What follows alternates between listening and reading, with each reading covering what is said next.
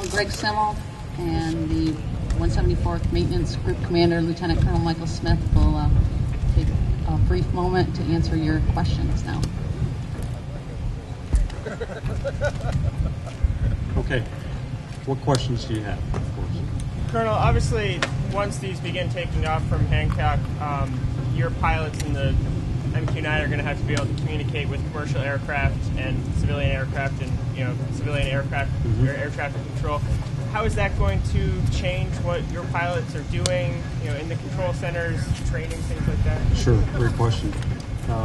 The aircraft is equipped with multiple radios, just like any other normal manned aircraft. So if you think of it as the crew is sitting in a cockpit on the ground, talking on the radios to all the same and other in the air, just like a normal manned airplane would be talking to them. The only difference is that they're sitting in a ground control station or cockpit on the ground, but all the communications remain the same, whether you're in a manned airplane or the MQ-9. So the procedures are all the same as far as who they talk to and when.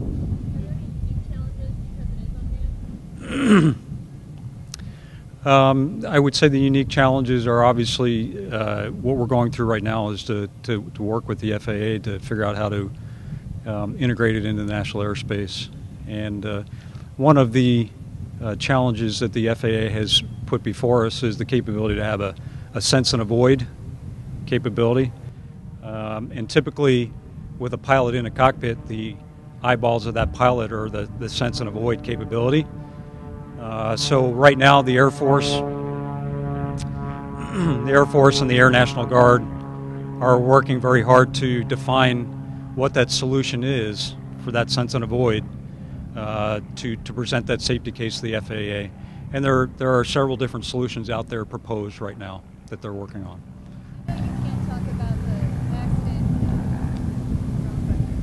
How has that affected the confidence of the community in what you're doing? As far as our local community or community flying the airplane? The local community, what have you done to respond to that? Sure, and you're right, I can't really talk about the specifics of the Accident Investigation Board, but I can tell you for the most part the community has been very supportive of this mission, supportive of the 174th, and supportive ever since that mishap. So I don't think it has changed the level of support throughout the community at all.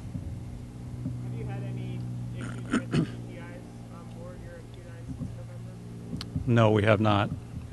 One of the things, and let me talk to that a little bit, one of the things we did following the mishap was to ensure that to mitigate some of the risk was to go back to the older software in the IGIs.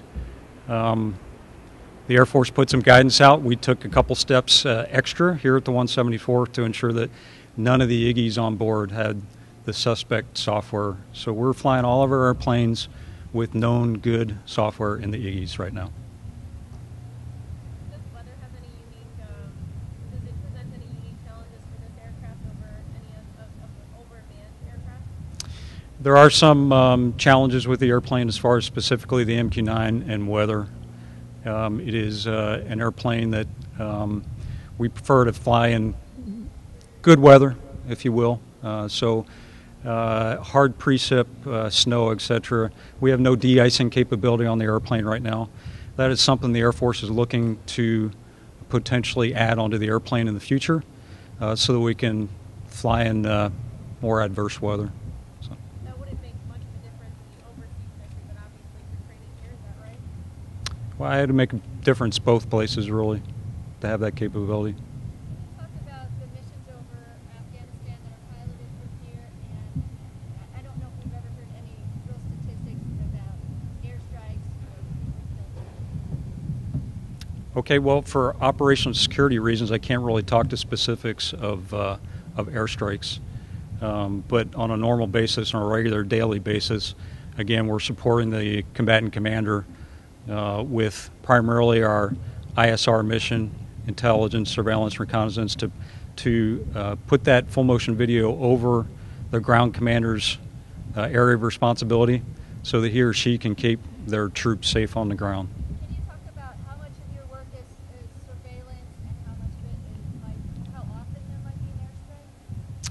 When you get right down to it, it's less than 0.5% of the time that we're asked to use weapons in the AOR. 0.5% of what? What does that mean? 0.5% of our flying hours of the time we're out there flying. So it's a very small percentage of our actual flying execution that we're asked to employ ordnance in theater. You talked a little bit how it would save taxpayers money to be able to keep the aircraft here and do training here. What would that mean with your relationship with they see a decrease in? Absolutely not. In the relationship, I see it just maintaining the same great relationship that we have with the 10th Mountain Division. As I said, we will always maintain a footprint up there at Fort Drum to do MQ-9 operations for a couple different reasons. One, as I said before, in our syllabus, as we put the students through, there's a requirement for that pilot and sensor operator to employ either an inert or a live weapon. And we're not going to load those down here at Hancock. We're going to load them up at Fort Drum. That's a continuous requirement for the classes as they go through. So we'll always have flying operations going on up there. It also allows us to keep a presence up there for weather divert opportunities. So if the weather's bad down here, especially as you know with lake effect and the wintertime, and it can be terrible weather down here in Syracuse, but clearing a million up at Fort Drum. So it'll allow us to have continuity of operations in the wintertime especially. To clarify, you'll be putting, if you have to use a weapon for training, you put it on at Fort Drum, but when you fly it over airspace, it's No, when we load it at Fort Drum, we'll take off out of Fort Drum, and then the airspace that we use that ordnance in is called restricted airspace. And we basically take off, then that restricted airspace is adjacent to Fort Drum or Wheeler Sack Army Airfield. So we take off, go right into that restricted airspace, deliver the ordnance or practice delivering the ordnance until it's entirely off the aircraft, so the wings are clean, there's no more ordnance. At that point, then we can come out into the other airspace outside the restricted area. But until then, we stay inside the restricted airspace while we have ordnance. The FAA cleared you last year to do training in Onondaga and a couple other towns. Mm-hmm. There's new airspace that Colonel Brenton, when did we get that approved? The Grim airspace? About a year and a half ago, sir. Okay, about a year and a half we've had Grim airspace, and it's airspace, as you said, that covers a couple counties down south over the Syracuse area, I'll just say. And it allows us more capacity to train, as I said before. When the weather's bad up north or over the airspace that's further up north, it allows us to come down here and be able to train. We've had some great training opportunities that it's allowed us to do right here on base, where we put the folks that are contracted by DoD to support our training right on base on the proper to be able to do some great training in and amongst buildings, etc. So you're doing that training now, you're just not flying, you're not landing and taking off. Correct. Yep. Today, is this an official step that the FAA requires that you guys are taxiing around? Is this just kind of an unofficial step for you guys? Kind of fit this into the scheme? Not a requirement from the FAA. It's a requirement that we set as leadership to, as I said earlier, just that methodical, slow pace, walk before we run, to make sure that all aspects of the flying operations would be safe. And this is the logical first step. Just start slow. Let's get the airplane moving on our ramp over here. Make sure we work out all the bugs. Equipment's running right, airplane's running right, the procedures are running right for the crews, etc. And then we'll work our way out in a couple months. Hopefully we'll start working across onto the civilian side, make sure all the taxiways, the runways have the right frequency, coverage, etc. And then we'll start flying operations. What's the level of excitement here among the crew who would be working on this? I can tell you it's a tremendous level of excitement, because this means an awful lot to the 174th and Hancock Field. As you can imagine, to be able to get airplanes back on the ramp, operating in our own hometown, our community, to be able to show the community that we have airplanes here, then we can do it safely and we can operate off of Hancock Field safely is huge for us. And just as a morale builder for the organization, it's great. What do you think about the demonstration today? Did it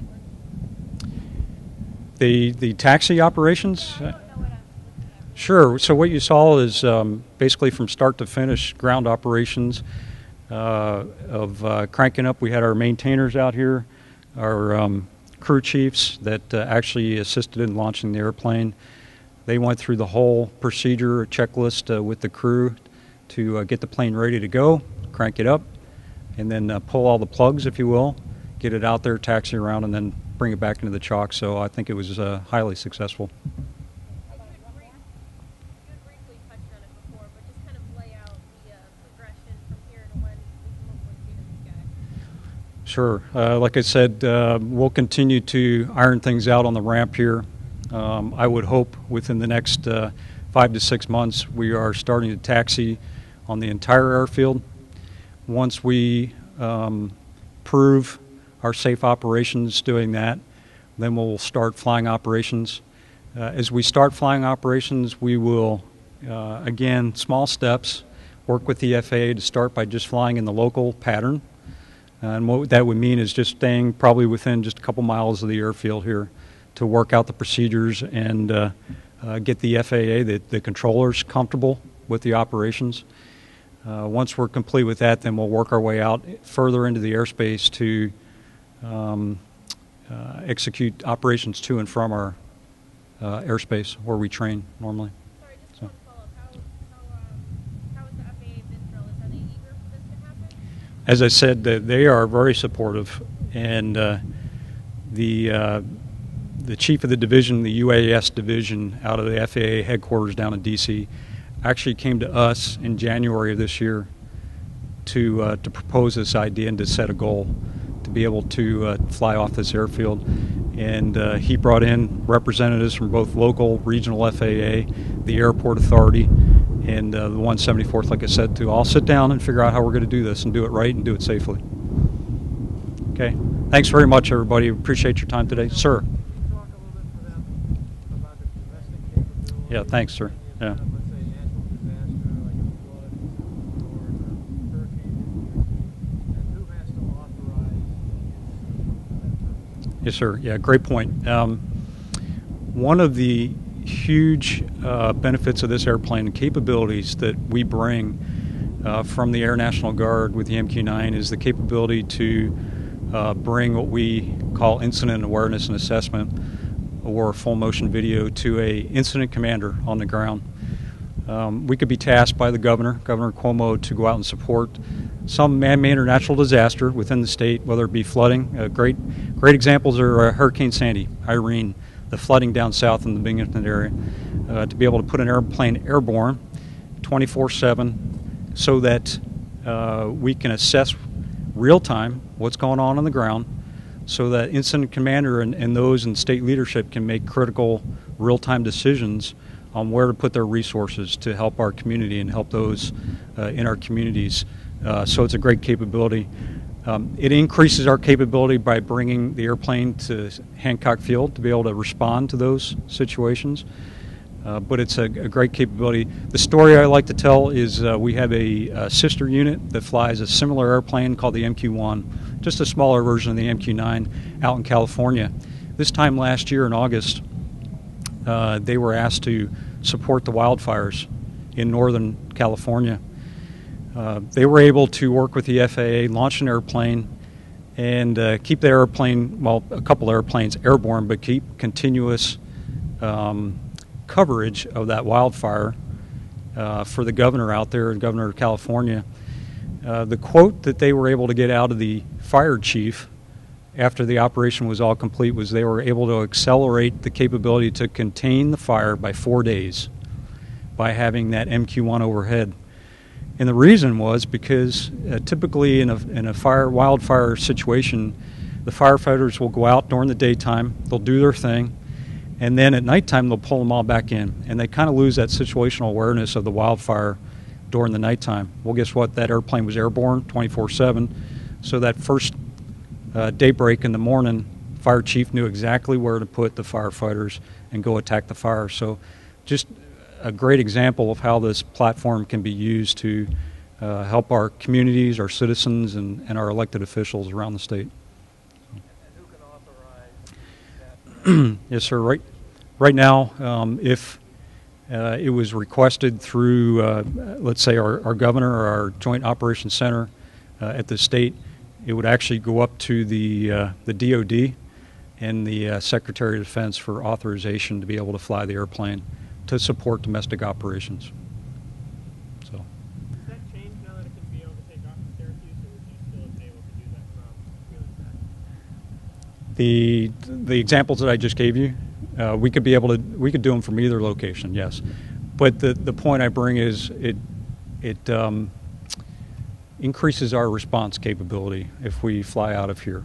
Rather than shipping everybody up there in airplanes, we're located right here, and it's Syracuse International to launch. So. This might be really technical, but right now when they take off from Wheeler Sack, you have the launch and recovery team and the mission control team. You're being able to take off from here. Does that eliminate that launch and recovery team, and be one continuous crew that flies the mission? Yeah, we would basically have a launch and recovery crew here at Syracuse to launch it, and now they're available then to, if needed, do the MC or the mission part of the sortie. So, okay, thanks very much. I appreciate you all coming out today. Thanks for your time.